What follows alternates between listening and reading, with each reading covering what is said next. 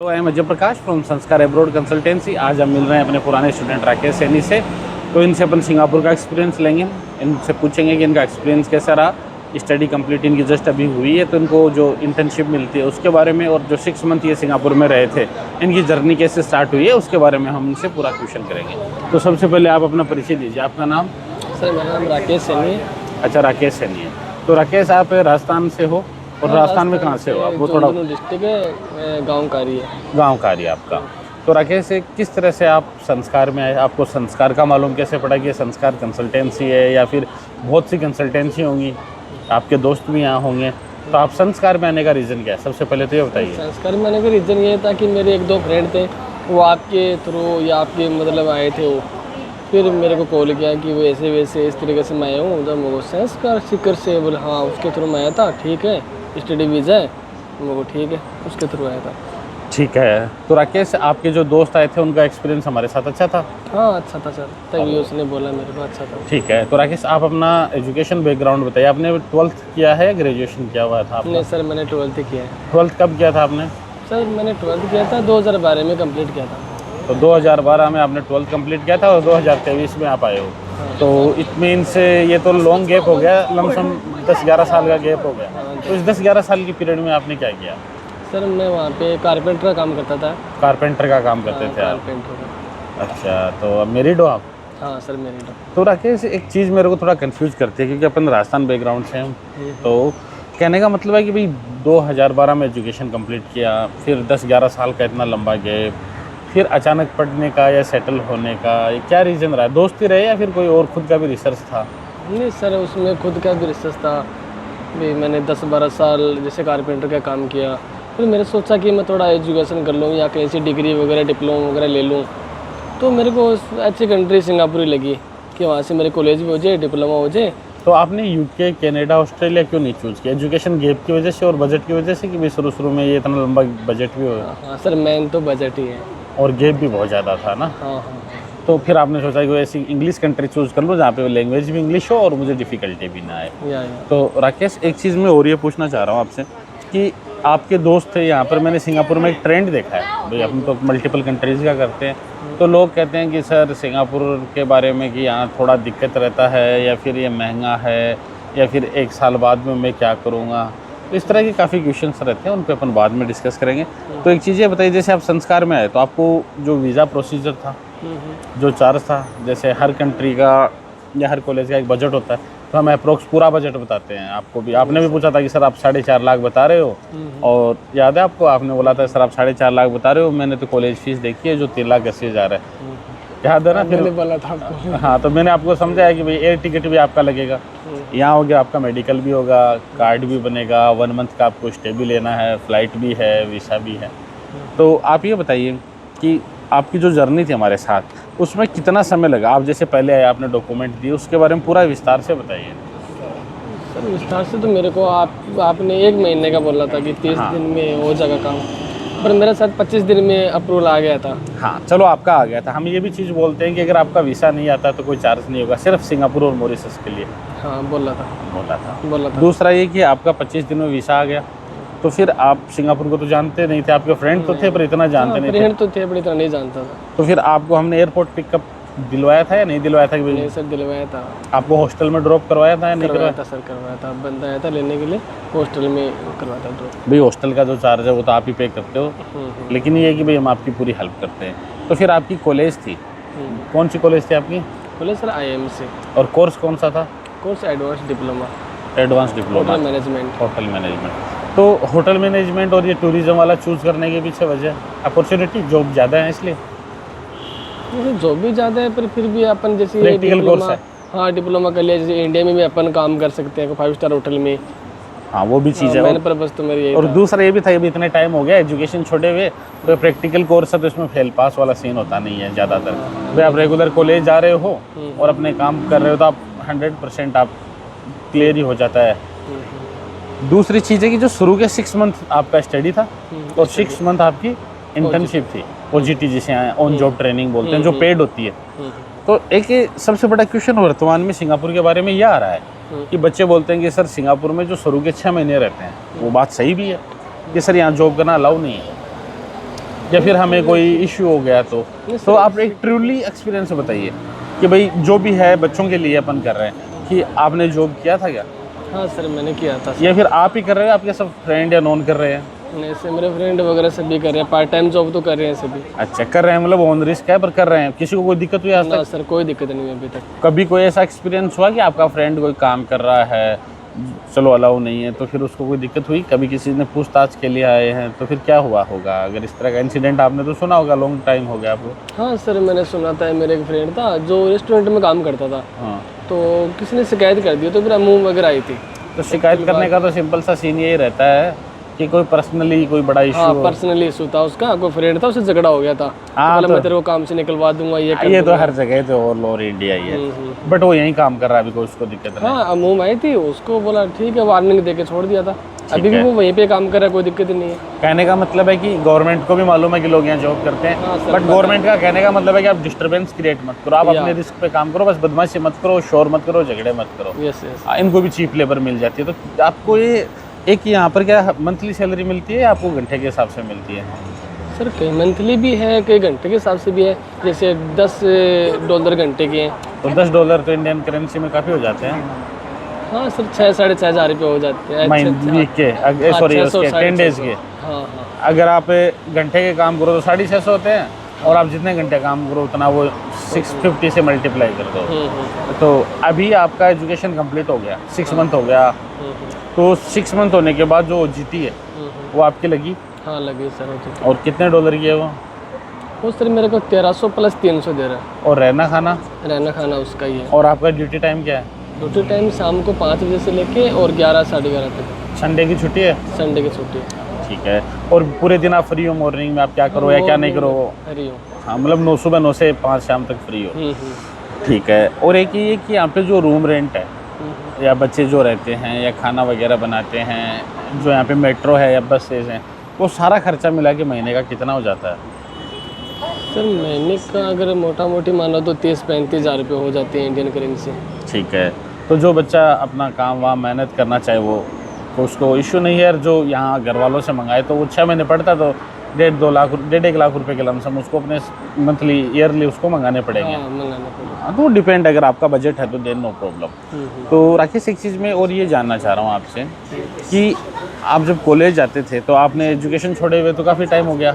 हाँ, आपको इतना अच्छा इंग्लिश भी शायद नहीं था मेरे को, तो फिर इतना अच्छा इंग्लिश इम्प्रूव होना, तो आपका क्या एजुकेशन में प्रैक्टिकल पार्ट ज़्यादा था क्या? मतलब ट्रेनिंग ज़्यादा थी, लिखना कम था? क्योंकि कोई इश्यू नहीं आया आपको तो आपने तो आराम से पास कर लिया। हाँ सर इसमें जैसे जैसे मैं आगे बढ़ा, जैसे उसकी लैंग्वेज है, वही महीने भर तो मेरे को लगे उसको समझने में, महीने भर बाद मेरे को समझ में आने लगे थे। भाई एक आदमी जिसने 12th पास किया है, जिसके 10-11 साल का गेप है, वो यहाँ आके स्ट्रगल करके अपना सेटल हो सकता है, तो कोई भी हो सकता है।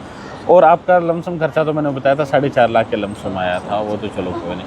अब एक चीज़ और रहती है कि बच्चों का अमूमन क्वेश्चन ये रहता है कि सर मैंने डिप्लोमा कर लिया 6 मंथ का, 6 मंथ मैंने जो इंटर्नशिप मिलती है वो कर ली, मेरे को 1 साल हो गया, उसके बाद सर मैं क्या करूं? क्योंकि हम राजस्थानी हम तो सोचते ही हैं पूरा कि क्या हो सकता है या क्या नहीं होगा, तो क्या क्या ऑप्शन है?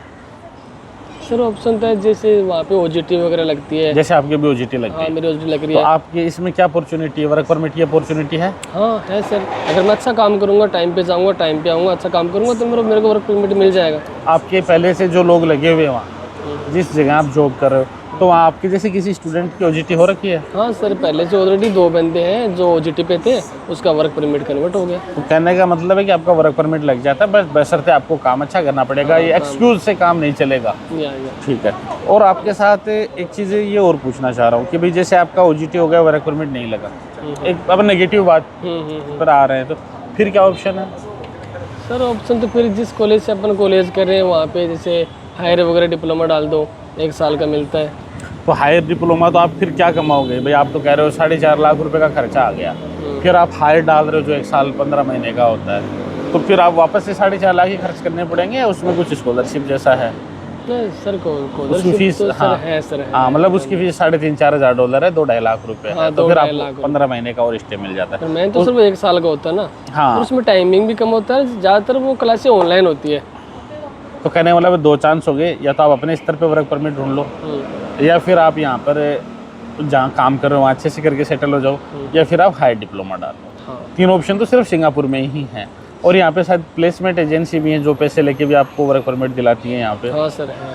उसके अलावा बहुत से बच्चे ऐसे होते हैं जिनका ये टारगेट रहता है कि सर हम सिंगापुर जा रहे हैं क्योंकि हम यूके या कनाडा या ऑस्ट्रेलिया जा नहीं सकते, लेकिन हमारा ड्रीम सिर्फ सिंगापुर ही नहीं है, मुझे अदर कंट्रीज़ में भी जाना है। तो आपकी कॉलेज के टाई अप एक तो यूनिवर्सिटी ऑफ ईस्ट लंदन से है, एक ICHM से, तो यहाँ भी आपके बच्चे ऑस्ट्रेलिया कनाडा पाथवे भी करते हैं। हाँ सर। तो ये भी एक अच्छी अपॉर्चुनिटी की भी, अगर आपको आगे पढ़ना हो, क्योंकि यहाँ पे सीन ये है कि आप 1 साल पढ़ोगे, आपको डिप्लोमा मिलेगा, और पाथवे के लिए अदर कंट्री में जाओगे तो आपको डिग्री मिल जाएगी। ये भी, और बहुत से बच्चे ऐसे भी आते हैं जो यहाँ साल भर पढ़ते हैं और आसपास के देश विजिट करते हैं, और फिर यहाँ से विजिट वीज़ा लेके अदर कंट्री में लॉन्ग टर्म, जैसे ऑस्ट्रेलिया कनाडा है, यूके है, USA है, न्यूजीलैंड है। न्यूजीलैंड ऑस्ट्रेलिया तो 1 साल का देते हैं। मेरे फ्रेंड थे, मेरे क्लासमेट थे 2 बंदे, वो कनाडा जाके आए थे। हाँ, तो मतलब ये भी अपॉर्चुनिटी है कि आप अपनी यहाँ पे ट्रैवल हिस्ट्री बना के भी वहाँ जा सकते हो और वहाँ भी सेटल हो सकते तो क्लास में उसकी बातचीत हुई, मैडम से हुई, मैडम को बोले हम कनाडा जाके हैं। वो रियली कनाडा जाके हुए यहाँ से? बोला हाँ हम गए मैम को। मतलब ईजी है क्योंकि। हाँ बहुत ईजी है। और राकेश, मैं ये जानना चाह रहा हूँ कि सिंगापुर के बारे में कुछ नेगेटिव बातें भी होती हैं, क्योंकि नेगेटिव बातें होने का मतलब है कि एक बहुत कम बजट में आप आ सकते हो, इंग्लिश लैंग्वेज यहाँ की है।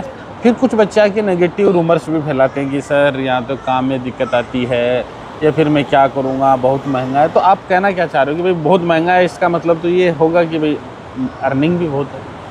सर जितनी महंगाई है उतनी अर्निंग भी है। वो बात आपकी फैक्ट है भाई पर घंटे 650 इंडियन रुपीज़ अपन जोड़े तो 650 रुपये घंटे के इंडिया में तो मिलते नहीं। महीने वो के, तो मतलब दिन के पर डे भी 400 500 कितने मिलते 650 के, मतलब इंडिया में 20,000 रुपये की लमसम सैलरी होती है, इतना तो बहुत है। ये 1 हावर 20,000 रुपये लमसम रूम रेंट होता है।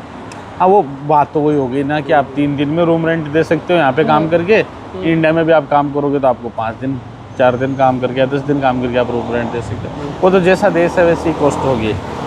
तो सिंगापुर में आपका आने के बाद एक्सपीरियंस अच्छा रहा? हाँ सर अच्छा रहा। और वेदर वगैरह के बारे में भी बहुत ज़्यादा क्या है, मतलब वेदर कैसा लगा, लोग कैसे लगे, कंट्री कितना सेफ है, क्राइम क्या है, वो भी थोड़ा बताइए। सर बहुत अच्छा कंट्री है। क्राइम तो सर मेरी मानो तो 0% है। हाँ, मोस्ट सेफेस्ट तो कंट्री 0% 7 कंट्रियों में सिंगापुर आता है। हाँ 0% है क्राइम तो आप जब वहाँ थे तो मैंने आपको भाई अपनी कंसल्टेंसी में आजकल क्या सीन चलता है कि भाई मैं तो यहाँ हर साल में 3 बार आके बच्चों को भी संभालता हूँ, पूछता हूँ। बहुत से कंसल्टेंट है जो हो सकता है आ नहीं पाते, क्या रीज़न है वो ईश्वर जाने, बट मैं यहाँ आके आपको पूछता हूँ कि आप भविष्य में क्या करना चाह रहे हो, क्या आप कर रहे हो, हर चीज़ में पूछता हूँ। तो और कंसल्टेंट भी आते हैं क्या, और एजुकेशन इंडिया से मिलने अपने बच्चों से? नहीं सर नहीं आते। जैसे यूपी से आए थे 2-3 बंदे, वो परेशानी में थे और अपन वो बातचीत नहीं होती एजेंटों से। तो बिल्कुल बात भी नहीं होती। और एक चीज़ ये और बताइए कि कॉलेज कितनी देर लगती थी आपकी कॉलेज का टाइमिंग कितनी देर था? महीने में आप कितने दिन कॉलेज जाते थे? टाइमिंग सर मेरी 9 से 12 थी। मतलब 9 से 12 एक टाइमिंग का भी सीन रहता है? 9 से 12, जिसमें से महीने में 15 दिन ऑफलाइन और 15 दिन ऑनलाइन। तो 15 दिन में भाई जैसे महीने में 30 दिन है, उसमें सैटरडे संडे की तो छुट्टी रहती है। सैटरडे संडे छुट्टी। हाँ सर। तो कितने दिन जाना पड़ता था भाई कॉलेज में फिक्स? कॉलेज में सर ओनली 10 दिन। 10 दिन कितने घंटे? 10 दिन में 3 घंटे ओनली। तो ये ठीक और है। 3 घंटे में भी जैसे आधा घंटा पहले छुट्टी हो जाती थी जो भी। ठीक है। एक चीज़ मैं और ये जानना चाह रहा हूँ कि दिक्कत किन बच्चों को आती है जो कॉलेज नहीं जाते? हाँ सर उनको दिक्कत आती है वो तो। तो कॉलेज में दिक्कत तो देखो, आप ये सोचो आपको 3 घंटे कॉलेज जाना है, जब आप स्टूडेंट वीज़ा में आए हो और 10 दिन ही जाना है और वो भी 3 घंटे ही जाना है, तो फिर तो दिक्कत ही नहीं है। और आपको अगर कुछ करना है तो आपके पास तो पूरा दिन पड़ा है। हाँ पूरा दिन पड़ा। ठीक है। और कॉलेज ने आपके यहाँ आने के बाद कोई आपसे एक्स्ट्रा चार्ज लिया हो, कुछ लिया हो, ऐसा कुछ है? नहीं सर और तो कुछ नहीं है भाई। मेडिकल वगैरह के उसके लगे थे शायद $42 थे वो तो $42 तो इंडियन करेंसी में $2,500 थे। हाँ वो लगे थे मेडिकल के, और को चार्ज नहीं लिया कॉलेज ने। ठीक है। तो अभी आप हमारी सर्विस से संतुष्ट हैं कि भाई हाँ हम संस्कार के थ्रू आए? मैंने तो उसके बारे में बताया। भाई आप मेरे से किस वजह से प्रसन्न है या नाराज़ है, आपका कुछ जायज़ गुस्सा है? नहीं सर मेरे को जायज़ पसंद नहीं, यहाँ तक मैं संतुष्ट हूँ। जो मैंने सोचा था उनसे भी कुछ अलग ही मिला जैसे मैंने सोचा। और आपकी जो इंग्लिश थी, आप वहाँ मेरे को कह रहे थे कि सर मेरे को तो इंग्लिश आती नहीं, तो अभी उसमें कितना इम्प्रूवमेंट है?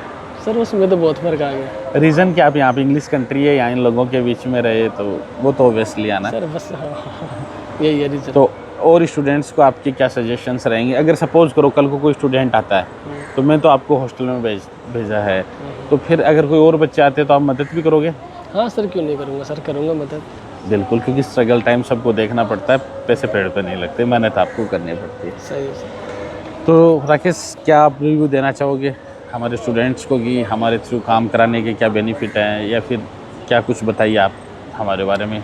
सर ये तो यही है भाई, स्टूडेंट जो आएगा देखो, मेरे साथ में कॉलेज भी कंप्लीट हो जाएगी, डिप्लोमा या डिग्री वो भी मिल जाएगी, और अच्छे रिपेयर कर सकता है, कमा सकता है सर। भाई कमाना तो खुद पे ही होगा। हाँ सर, वो तो खुद भी, अगर रूम में बैठा रहेगा तो थोड़ी होगा। अपने बच्चे खुद ऐसे भी होते हाँ, हैं जो टाइम पे कॉलेज आना, टाइम पे जैसे जानकारी निकालना, कहीं घूमना, और है रेस्टोरेंट वाले से बात करना। यही है। तो आपकी जर्नी अच्छी रही। हाँ सर, गुड। तो बिल्कुल राकेश, नेक्स्ट ट्रिप में अपन मिलेंगे जब आपकी OJT कंप्लीट हो जाएगी, और जो भी आपको कभी भी कोई काम हो तो संस्कार आपके लिए हमेशा तत्पर रहेगा। Thank you. Okay sir, thank you.